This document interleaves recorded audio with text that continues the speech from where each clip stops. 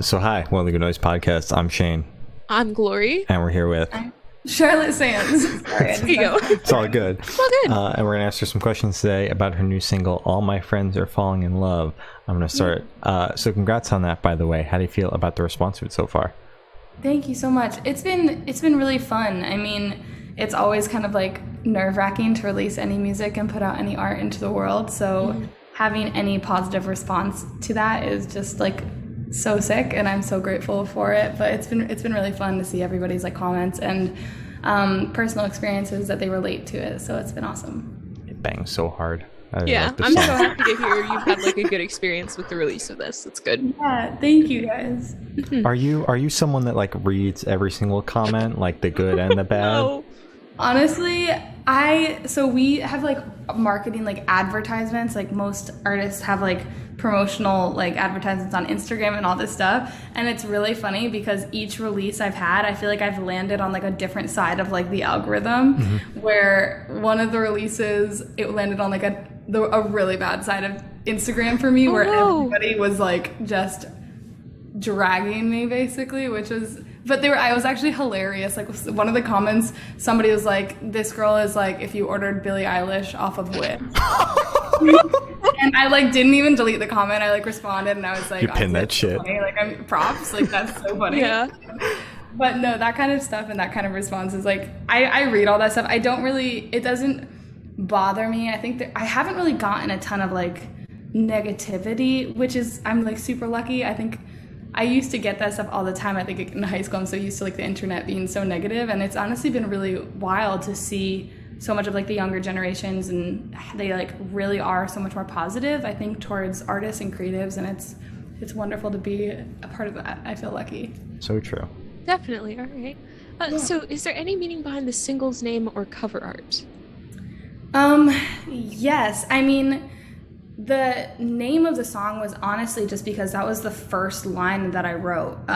So I was like the night before that session I was like with some of my friends, and I had realized that I was like the only one in my friend group that wasn't in a relationship. So I was basically like the fifth wheel every time we went anywhere. So it was like two best friends that were in a relationship. So every time we'd leave, we'd be having a great time, and then they could just like go home whenever they wanted. Yeah. And then I would just like, be there by myself. So no one had to like let me know or like warn me. So it kind of got to this point where it kept happening, where I was like, this is not fun anymore, because I just am left like kind of alone, and then you have to go home by yourself, and it's like super isolating. And I remember like waking up and I was gonna go to my session with Danon, who I wrote the song with, and I was like, I think literally brushing my teeth, and I just started singing that one line. I was like, all my friends are falling in love, and I recorded it on my phone, and it was like all I had brought into the session that day, and we just like went with it and ran with it and kind of let like all of it fall out. And then for the artwork, it's hilarious. That bathroom is like the bathroom in a bar that I would go to a lot with my friends. And like 3 days before we were supposed to shoot the cover, we were supposed to do like a whole studio shoot of like me with like a male model basically, and I was gonna be like next to the male model, and it was gonna be like this artsy thing. And then right before that shoot, I went into the bathroom of that bar, and I was in a really bad mood. The same thing was happening. I was with my friends. I was like, oh, I hate being in this situation.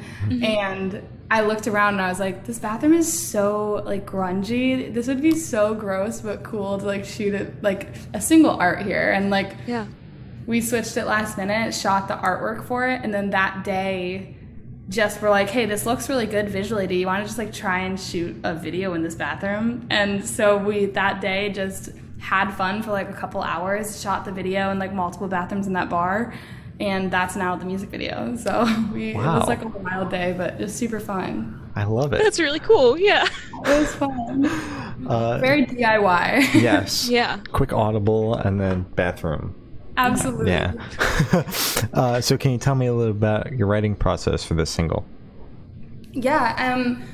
So I wrote this one with just my friend Danon, and he's like my main producer that I work with a lot, my main collaborator overall. He's also my drummer, so like my whole band is just me and a drummer and just Danon. Yeah. So it really is like a really close family kind of operation. But yeah, he is like my favorite person to work with. We kind of just like, he's really good at kind of peeling back the layers and just like knowing when I'm kind of not, or I'm kind of like beating around the bush a little bit and not really being like my full, vulnerable, like authentic self. And he's really good at bringing that out of me. And That's good.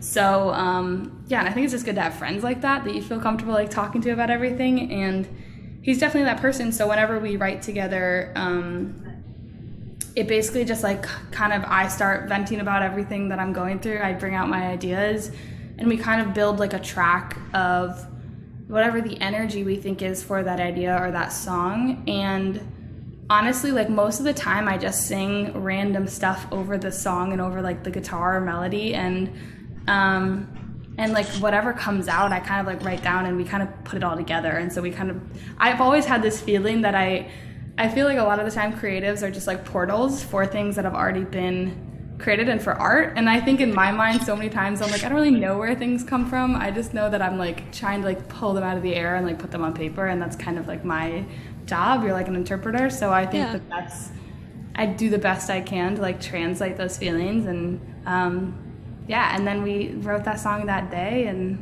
kept those vocals, and it's a pretty organic process for us. I love it. Yeah. It's amazing. All right. Thanks. So you kind of went into it a little bit before, but can you tell us where your headspace was at while you were creating this track?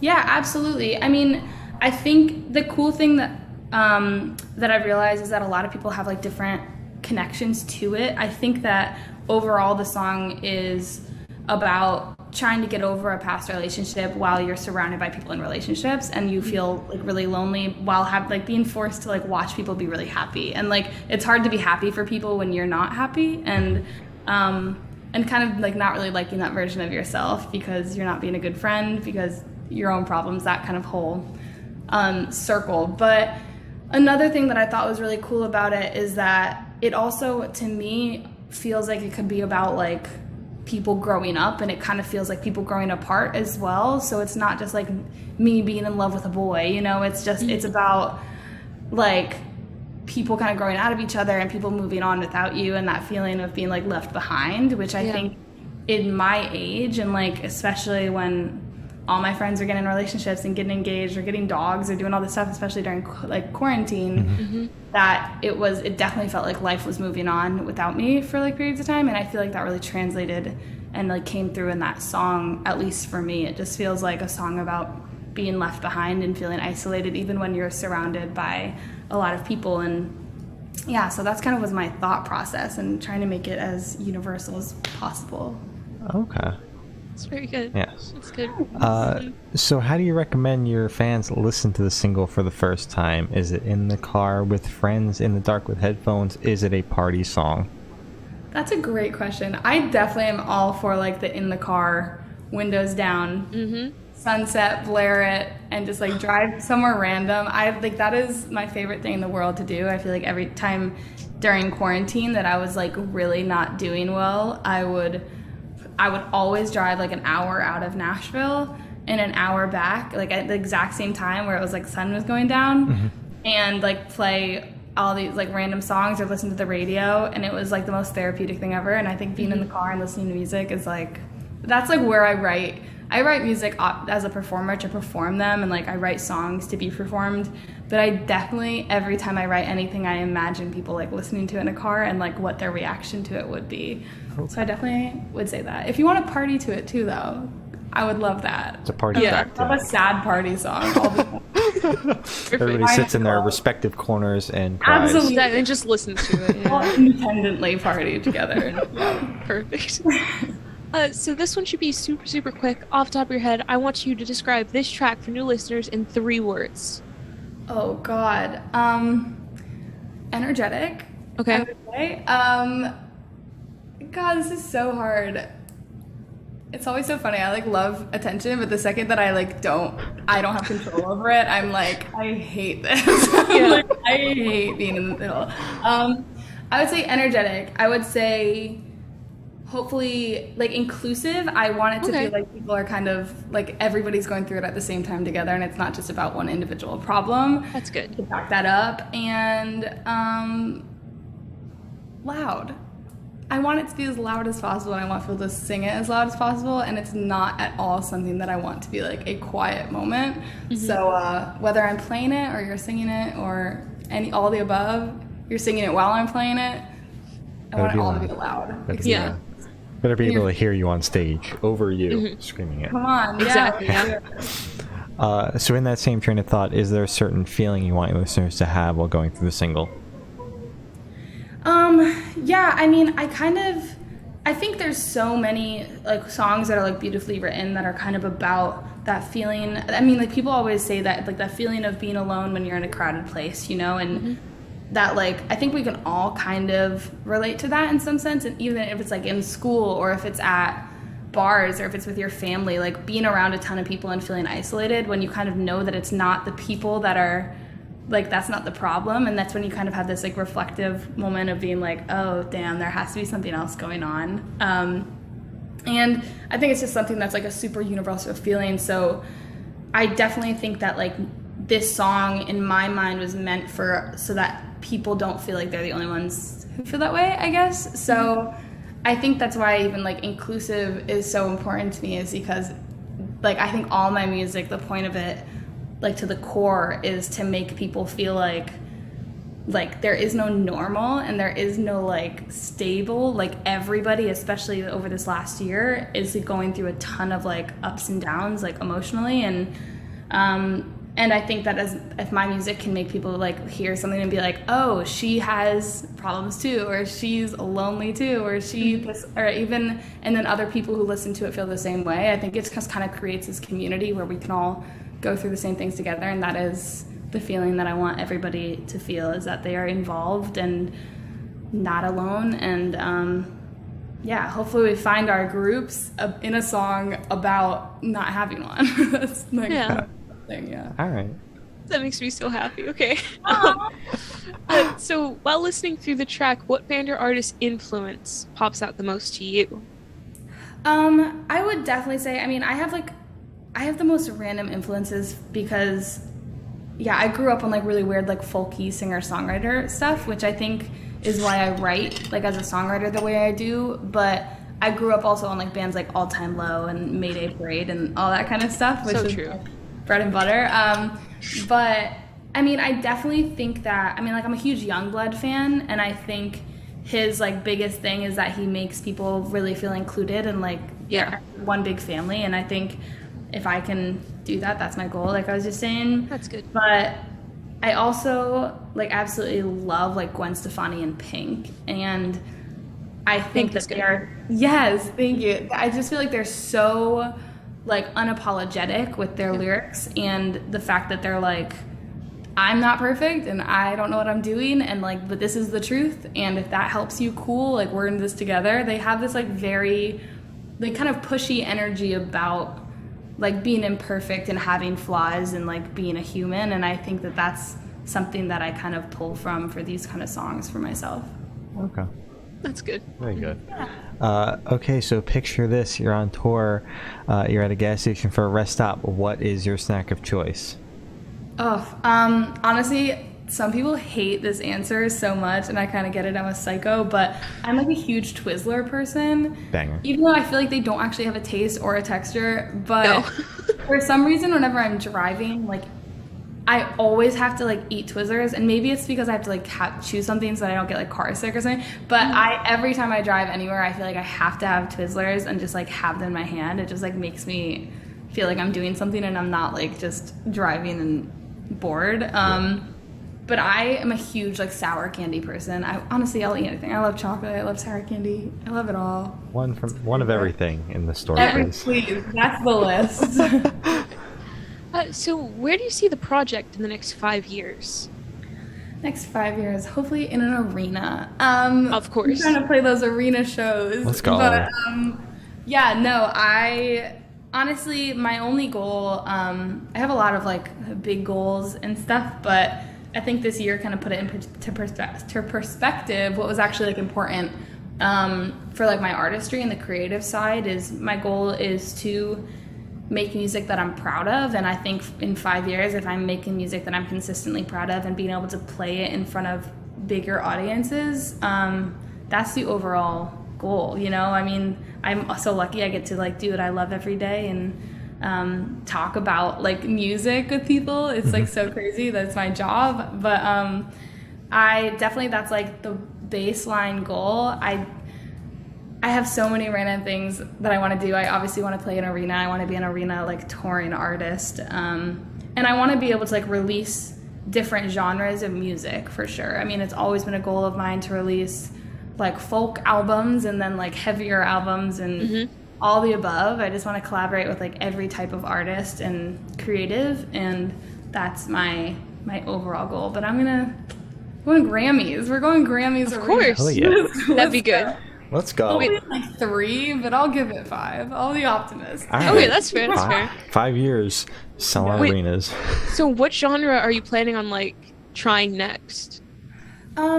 Honestly, I kind of love the wave I'm in right now, because it's honestly like this whole like 2000s pop punk thing is coming back in such a big way, and that's like what I grew up on, and I'm like just so proud to be a part of that. If I even am, I don't know. I'll claim that I am.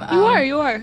That's so nice. But yeah, so I am forever like so excited about that wave and that genre happening right now, and I kind of want to ride that wave for a little bit.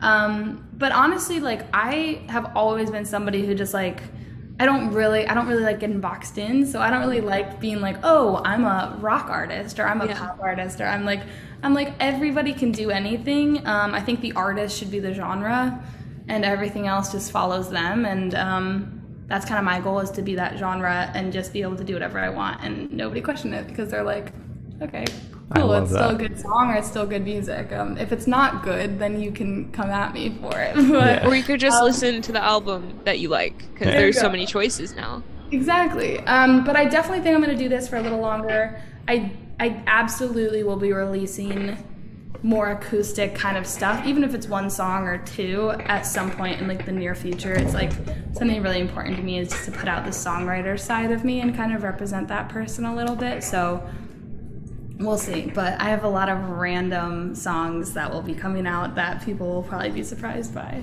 Okay. All right. And like, gonna wait for that metal track. Yes, come on. And like, sooner than you think. oh God. Interesting. Okay. And speaking on that pop punk thing for just a second, like we're at the beginning of that resurgence where there is still a possibility where you could hit it big and play those arenas as a pop punk artist. I'm just saying. Exactly. Yeah. I like this manifestation. Yeah, we are manifesting this shit now. Come on.